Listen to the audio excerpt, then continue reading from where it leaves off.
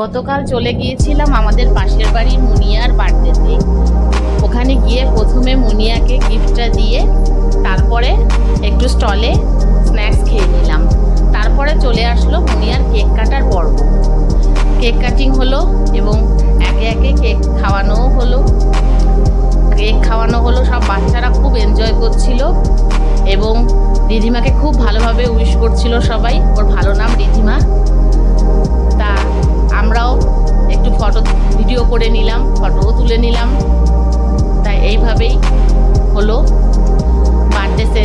প্রথমে সেলিব্রেশন হয়ে গেল, তারপরে আমরা সবাই মিলে একটু বসে আড্ডা দিয়ে নিলাম একে একে।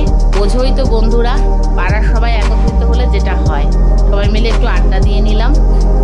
এবার আড্ডা দিয়ে তারপরে কেক কাটিংয়ের পর দেখা গেল জায়গাটা ফাঁকা হয়ে গেল। সবাই প্রায় নিচে এক এক করে খেতে চলে গেল। আমরাও চলে আসলাম, খেতে বসে গেলাম। কেননা রাত অনেকটা বাড়ছিল, মেনুতে অনেক কিছুই ছিল। তোমার ফিশ ফ্রাই, রাধাবল্লভী, স্টাফ আলুর দম, আর ফ্রাইড রাইস, ভেটকি পাতুরি, চিকেন, চাটনি, পাঁপড়, এটা তো থাকবেই, সঙ্গে মিষ্টি। তবে রান্নাগুলো খুবই ভালো হয়েছিল, খুব মজা করে খেলাম। আর এই দেখো বন্ধুরা, চিকেনটা আমি এবার তুলে দেখালাম তোমাদেরকে। যাই হোক, খুবই আনন্দ করলাম, সব খাওয়া দাওয়া করলাম।